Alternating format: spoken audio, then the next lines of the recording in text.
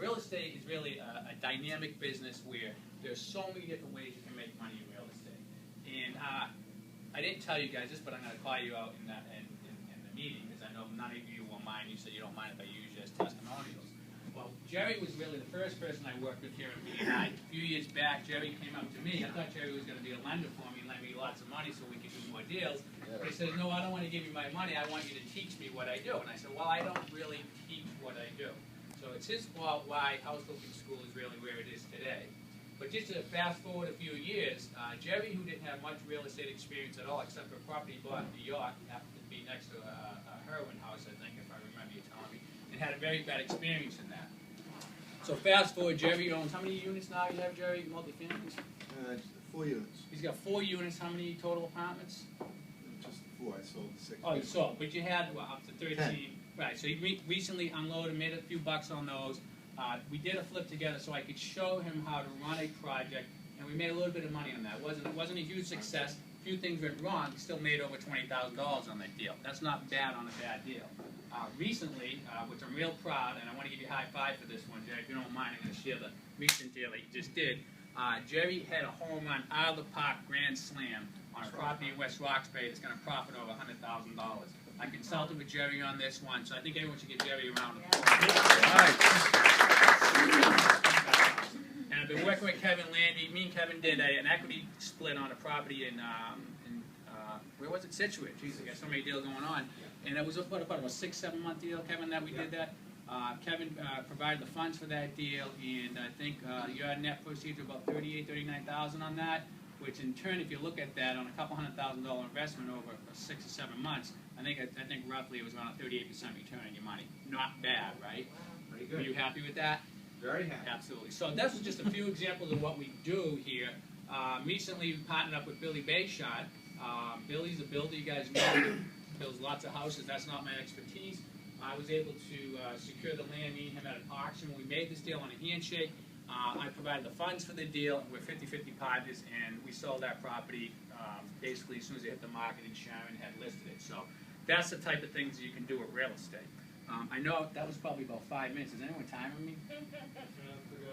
Yeah, I've got 5 minutes left. All right. So basically, on that note, I just wanted to kind of share with you, that's kind of deals that we put together, and that's just within this group. And now what I'm going to do is try to demystify a little bit how it all works, so you guys understand the business, so then maybe you can refer me to others that might be interested in making a little bit of money in real estate. All right, so how we do it? There's a number of different ways we do it. I'm going to try to go through these pretty quickly. Equity partnerships are nothing more where we split the profits. You take on the risk, but you also reap the benefits, and the benefits can be really big. With the way I run my business, usually the risks are minimal, and I explain all that, but you still want to understand when you become an equity partner, you do take on the risk. So if there's money lost, you can participate in the loss. Contract partnerships, me and Billy are doing a contract partnership right now. Billy's putting the sweat equity, putting his crew to work to build the property, and we'll share in the profits.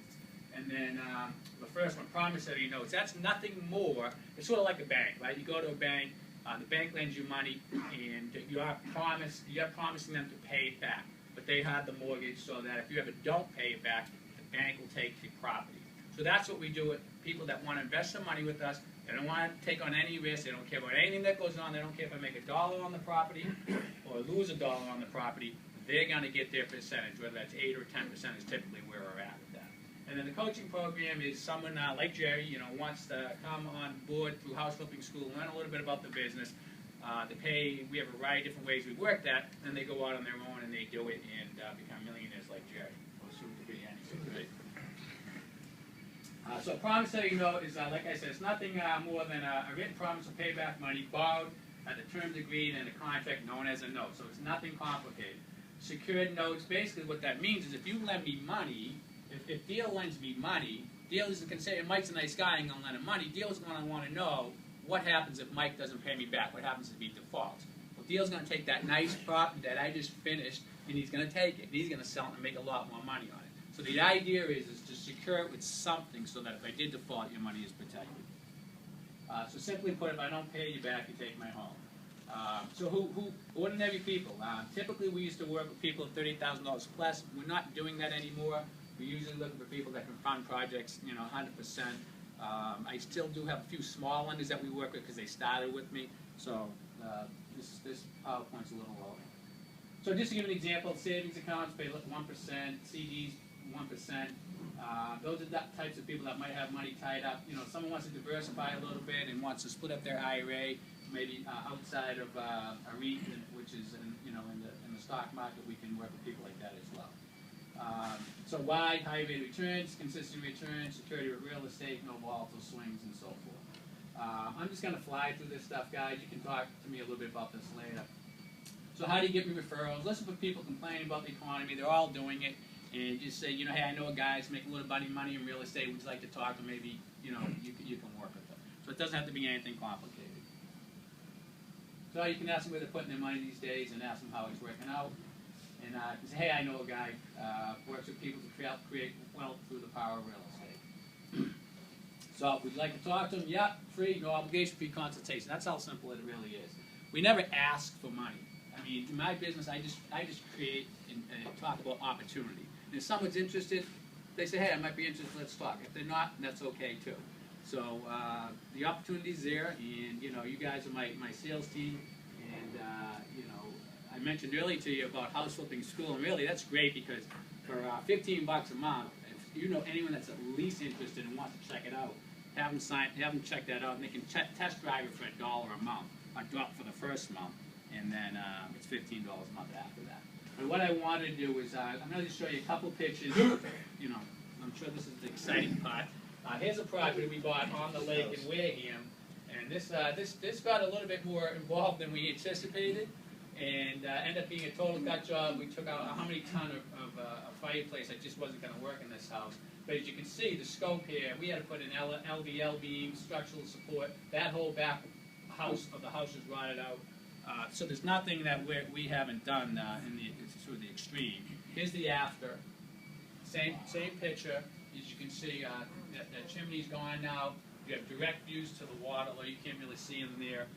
Just a beautiful transformation. Nice picture.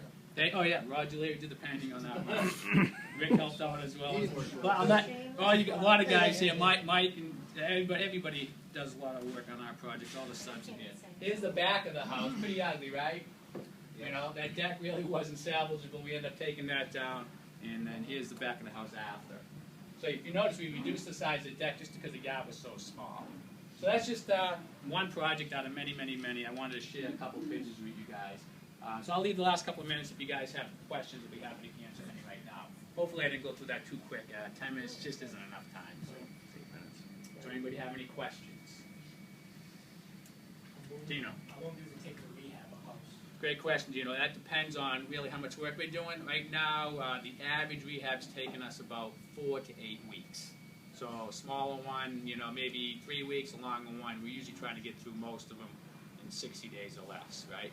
And Billy did a pretty significant one for us in Onset. Billy, how long did that take you? I think we pushed that one. I think that was like 5 or 6 weeks. Yeah, it was 6 weeks. So 6 to 8 weeks. That was pretty extensive. Yeah, we pushed it out. Yeah, and that was a major renovation. So, yeah. Mike, are there any limitations in terms of what you will and what you won't take in terms of? No, there isn't. I just say, let me decide that. Okay. If anybody has something that you don't want this as a knockdown, I will decide that. Okay. But no I was limitations. just wondering, Mike, I heard the real estate market is starting to pick up, maybe I'm wrong, but the inventory is less down. And how does that affect your business if it affects it? We are very creative in the way we find ideals. We do a lot of non-MLS purchasing. What I mean by that is everything is on MLS these days. That's a lot of competition. We do a lot of direct mailing.